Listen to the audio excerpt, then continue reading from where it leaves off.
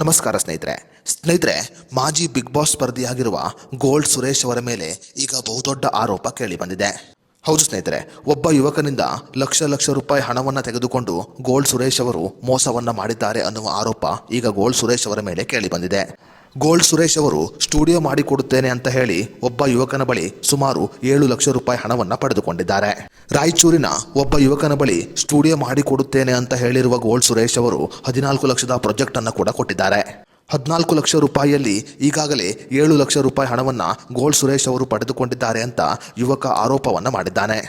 ರಾಯಚೂರಿನ ಮೈನುದ್ದೀನ್ ಅನ್ನುವ ಒಬ್ಬ ಯುವಕ 14 ಲಕ್ಷದ ಒಂದು ಕೇಬಲ್ ಪ್ರಾಜೆಕ್ಟ್ ಅನ್ನ ತಯಾರಿಸಿದ್ದರು.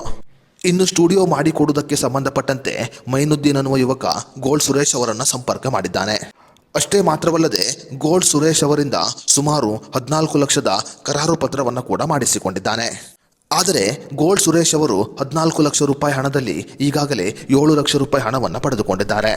ಇನ್ನು ಗೋಲ್ಡ್ ಸುರೇಶ್ ಮತ್ತು ಮೈನುದ್ದೀನ್ ಅವರು ಮಾಡಿಕೊಂಡಿರುವ ಟಿವಿ ಚಾನೆಲ್ ಸ್ಟುಡಿಯೋದ ಕರಾರು ಪತ್ರದಲ್ಲಿ ಸಂಪೂರ್ಣ ಮಾಹಿತಿಯನ್ನು ಬರೆಯಲಾಗಿದೆ.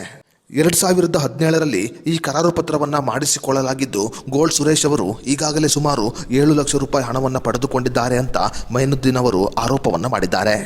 ಕೆಲವು ಸಮಯದ ಹಿಂದೆ ಈ ವಿಷಯವಾಗಿ ಗೋಲ್ಡ್ ಸುರೇಶ್ ಅವರನ್ನು ಸಂಪರ್ಕ ಮಾಡಿದಾಗ ಗೋಲ್ಡ್ ಸುರೇಶ್ ಅವರು ಸುಮಾರು 50,000 ರೂಪಾಯಿ ಹಣವನ್ನು ವಾಪಸ್ ಕೊಟ್ಟಿರುತ್ತಾರೆ.